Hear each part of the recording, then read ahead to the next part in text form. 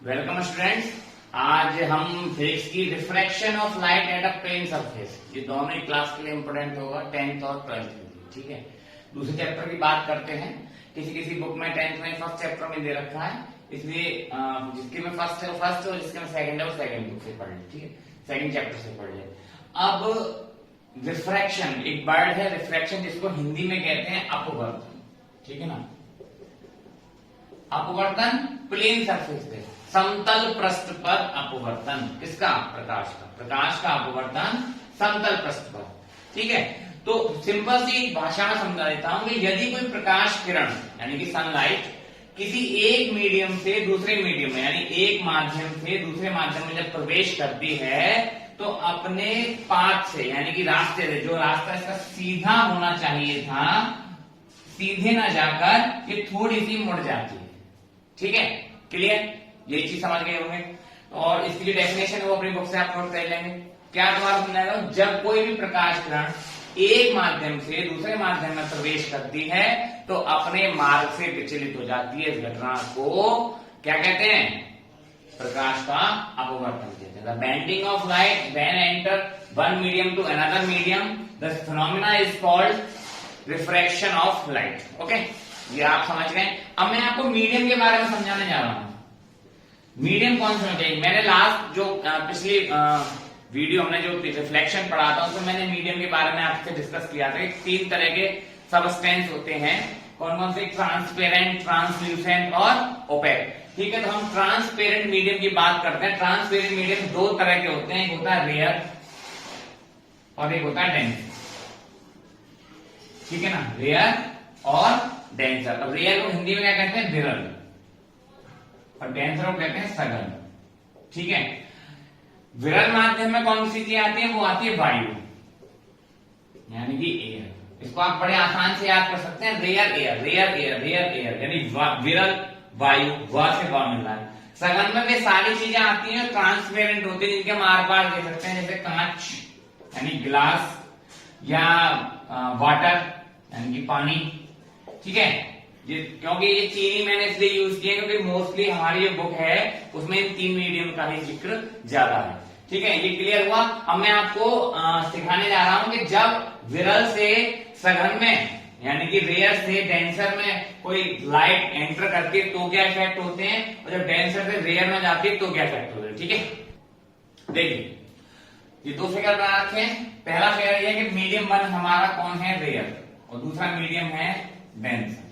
ठीक है, जब रेयर से यानी कि विरल से, ठीक है ना, सघन में एंटर करती है तो अपने अभिलंब यानी नॉर्मल की तरफ झुक जाती है, यानी जहां से सीधे था लेकिन थोड़ी झुक के ऐसी हो गई। इसका उल्टा क्या होगा? डेंसर यानी कि सघन से जब वो कहां जाएगी? विरल में, तो अभिलंब से दूर हट जाती है, यानी कि जिधर वो जा रही थी ऐसे उससे और दूर हट गई इस तरफ, और इसमें किधर हुआ था? इस तरफ। ठीक है, क्लियर हुआ। अब इसके दो नियम हैं, दो लॉ हैं, लॉ ऑफ रिफ्लेक्शन के। कि पहला नियम यह है कि आपतित किरण, अपवर्तित किरण और अभिलंब तीनों एक ही तल में होते हैं। दूसरा, यहां पे बनता है एंगल आई, यहां पे बनता है एंगल आर। ये आई और आर वो वाले आई और आर नहीं है, कौन से जो हमने पिछले चैप्टर में पढ़ा है। यहां पे आई क्या है? भले आपतन कोण है, और आर क्या है? अपवर्तन कोण। वहां पे कौन सा था? परावर्तन कोण था, और रिफ्लेक्शन एंगल था, यहाँ रिफ्रैक्शन एंगल है। ठीक है ना, इंसिडेंट एंगल है और ये रिफ्रैक्शन एंगल है। तो इसका फॉर्मूला होता है कि N equal sine I upon sine R. ठीक है ना, the ratio of sine of I and sine of R is equal to constant. ध्यान रखना, यानी कि आपतन कोण की ज्या तथा अपवर्तन कोण की ज्या का अनुपात एक नियतांक के बराबर होता है, जो किसके बराबर है? एन। यहां एन क्या है? Where N is reflective index. ठीक है ना,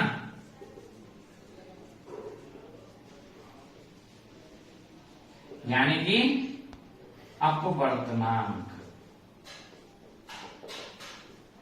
अब यहां पे मैं अपवर्तनांक के बारे में सिखाऊंगा आपको। अपवर्तनांक दो तरह का होता है। ठीक है, अभी हम सीखेंगे। देखिए, रिफ्रैक्टिव इंडेक्स दो प्रकार के होते हैं,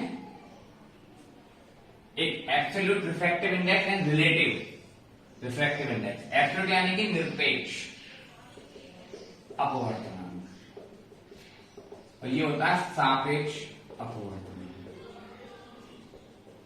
अब आप कहेंगे पहले कि सर अपवर्तनांक क्या होता है, नहीं रिफ्रैक्टिव इंडेक्स क्या होता है? The ratio of speed of light in two medium is called refractive index, यानी कि प्रकाश की चाल दो माध्यम है, यानी दो माध्यमों में प्रकाश की चालों का अनुपात इसके बराबर होता है निरपेक्ष अपवर्तनांक, यानी अपवर्तनांक के बराबर होता है। अब यदि प्रकाश की चाल ऐसी हो जिसमें वो निर्वात से चल के आई हो, निर्वात यानी कि वैक्यूम, ठीक है ना, कि फॉर्मूला होता है म्यू या एन, किसी बुक में एन दे रखा है, किसी बुक में म्यू दे रखा है, ध्यान रखना। तो म्यू इक्वल फॉर्मूला होता है सी अपॉन वी। सी क्या है? The speed of light in vacuum, यानी कि प्रकाश की चाल किसमें? निर्वात में। और वी क्या है? Speed of light in medium, यानी प्रकाश की चाल माध्यम में। माध्यम का मतलब जिस माध्यम में वाटर या कांच, ग्लास कुछ भी हो सकता है, तो उसमें V से डिनोट करते हैं, और अगर निर्वात वैक्यूम से चल के आ रही है तो उसे C से डिनोट करते हैं। ये तो वो निरपेक्ष अपवर्तनांक। अब सापेक्ष अपवर्तनांक क्या होता है कि कोई रे मान लो किस में एंटर की? कांच में एंटर की, और कांच के बाद किस में एंटर की? वाटर में एंटर की, तो वहां पे अपवर्तनांक कितना होगा? तो फॉर्मूला होता है 1μ2, ठीक है। 1 का मतलब एक माध्यम से दूसरे माध्यम में वो जा रही है। फॉर्मूला होता है V1 बटे V2, यानी जिससे चली और जिसमें एंटर की। इसको हम कुछ इस प्रकार लिख सकते हैं, यानी इसको हम इस रूप में भी लिख सकते हैं कि μ2 upon μ1 equal V1 upon V2, ठीक है, गॉट इट। इसको बोलते कैसे हैं? जैसे मैं भी बोलूं ANG, the refractive index of glass respect to air. English में ऐसे बोलते हैं, refractive index of glass respect to air, यानी कि वायु के सापेक्ष कांच का अपवर्तनांक। ए फॉर एयर है, जी फॉर ग्लास है। ध्यान रखना जितने भी अपवर्तनांक निकाले जाते हैं वो सब वायु के सापेक्ष निकाले जाते हैं, ठीक है ना, एयर के सापेक्ष। क्लियर? तो इसको बोलने के तरीका ANG बोल देते हैं। अगर ऐसा हो कि WNG बोल रहे हैं हम, तो क्या मतलब है कि कांच का अपवर्तनांक किसके सापेक्ष? Water, and W for water, water के सापेक्ष, यानी पानी के सापेक्ष, ठीक है ना, ध्यान रखेंगे। ठीक है, आगे इसको जो एक पहला पार्ट खत्म मैंने किया है, यहाँ पे आगे के जो भी चैप्टर्स को मैं अगली वीडियो में खत्म करा दूंगा। इस वीडियो को अधिक से अधिक शेयर करें। Thanks for watching.